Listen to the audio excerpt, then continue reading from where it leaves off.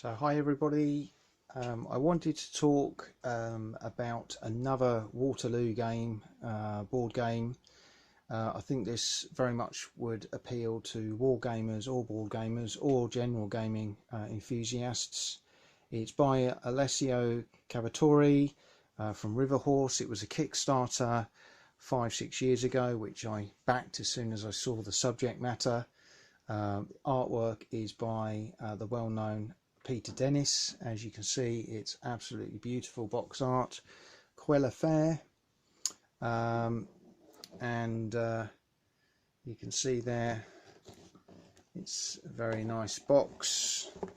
Just to turn it over so you can see some of the artwork on there. So there's a little bit of background for those of you who don't know about the Battle of Waterloo, but I'm sure you do, and a little bit of an overview of the map board, which is beautiful, and some of the components, the quality of which is excellent. And it just talks there a little bit in terms of contents. So it is a hex encounter game, but it's a small board mounted really good quality, which I'll show you in a moment. The hexes are large, as are the counters, so for those with poor eyesight like myself, that's a real bonus. And I think this game is a good introductory game, but it's also a game that would appeal to experienced gamers as well, as I say, board gamers and war gamers alike. It's ideally a two-player game. Whoops, get that to focus in. An hour plus, and for 14 plus. I would say most games we've played, and we've played quite a few of them, have taken longer than an hour, but there again we take quite a long time sort of deliberating over things and thinking about it. But I'm just going to give you an overview of the components. I'm going to talk you through some of the mechanics, the rules. I'll show you a setup and a sample playthrough, again of a turn, maybe across separate videos, but hopefully it will generate some interest, because I think this game now is available very cheaply for a board game compared with the costs of some coming into the market, and I think it's still got a lot to offer, a lot of depth. Of anyone interested in Napoleonics and Waterloo 1815, this should be a must purchase in my humble opinion. So hope you enjoy the rest of the video, and that you take something from it. Okay, so the rules are, it's a really small little booklet. The rules themselves run to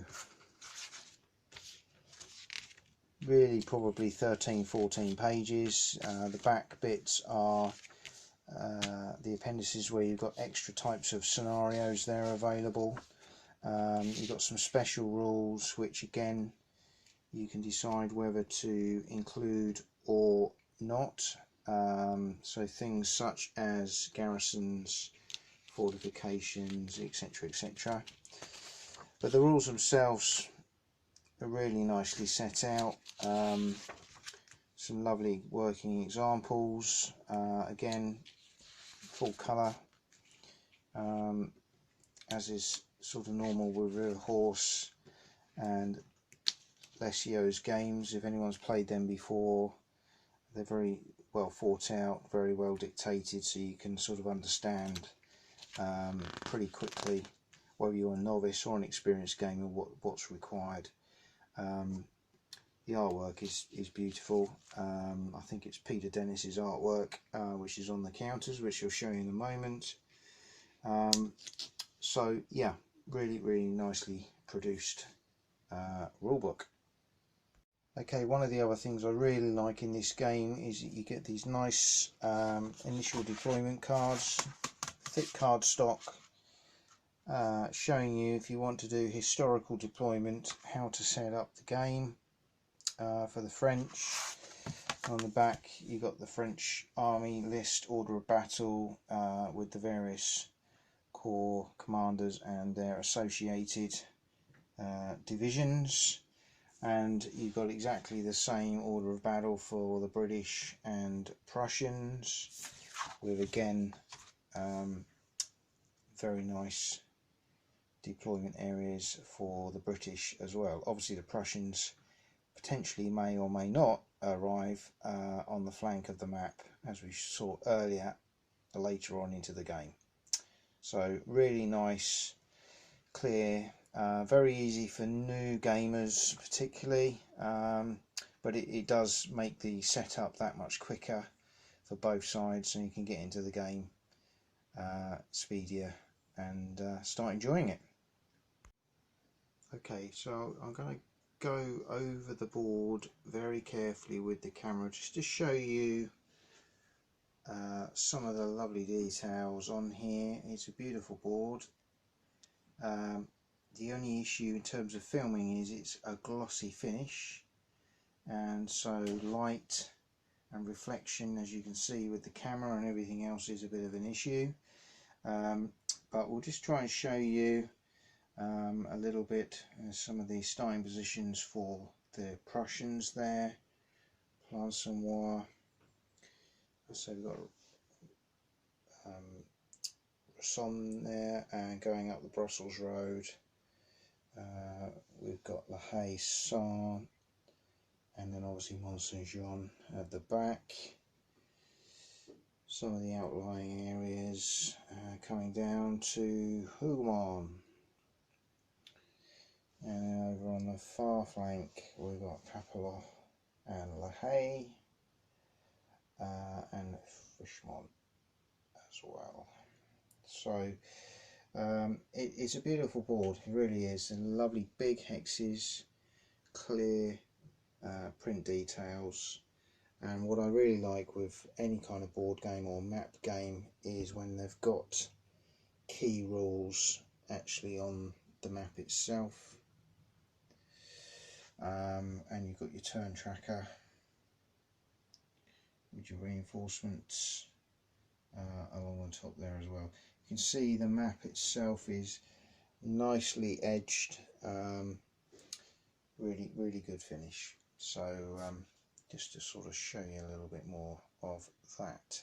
So this is a hex game, hex and counter game. As you can see here, lots of counters, good size counters. I think they're 1 inch square, so they're very good, good thick quality cardstock. I've had this game since it was kick-started about 5-6 years ago, and these are still in brilliant condition after many games and plays. I'm going to zoom in a moment and just show you some of the counter art, but as you can see there, not as many counters as maybe a lot of counter games have, and as I say, with the size of the counters, everything is very visible on the game map, which I've already shown you there. Again, these are some of the special markers used in the game for both sides. So this one, as you can see here, is the French, and this is a special action that you can take in the game where you'll flip the card over to show that they're fired. Good cardstock again, but lovely artwork by Peter Dennis. Some of the counters, so these are the Prussian 2nd Cavalry in this case. Again, you can see the thickness, and where you've got the red blood stain, that represents you know, a loss of step in effect to the counters. You can see the ratings drop down from the front there. We've got the British ones. So this is one of the British command counters, orange, and one of the British units, the 3rd Infantry. Again, you can see lovely artwork, and again the spent or step lost version on the reverse there. We've likewise got the French. So this is actually a French scouting counter. That's an additional rule you can put into the game. And one of the French units, 1st Cavalry, and again with its spent version on the back. And then finally, this is just a smoke counter. I think you use these, if I remember rightly, when you're firing the artillery, just to show that they've been used. But yeah, excellent counters, really good quality. Let's have a little look at some of the cards. So I've sleeved these.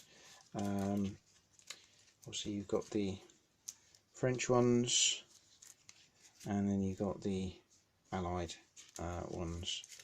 So if we start with the Allied ones, these are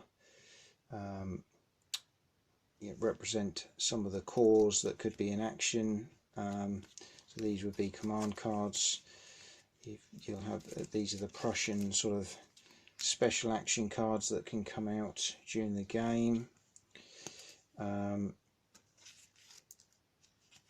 then you've got the British, Anglo-Allied, and obviously the commands that can come into play as well. So we'll get on to a little bit about that shortly in terms of how that all works.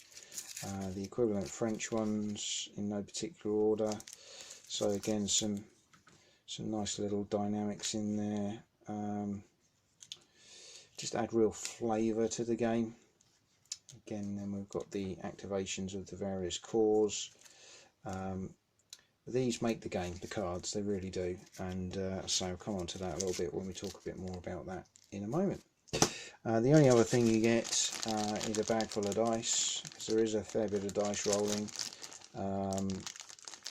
You know, because the mechanics are very basic, but that doesn't detract from the depth, I feel, is in what is a very underrated game that can be picked up very, very cheaply online now. It's out of print in a lot of places, but you can still pick it up in places like Amazon, possibly through Riverhorse directly, and I think it's a really good investment for the money you pay for it, compared with the cost of other board games out there. So we'll have a look at the deployment setup situation, and then talk a bit about the rules, the mechanics, and maybe have a little walkthrough of one turn just to give you a flavour of how it looks.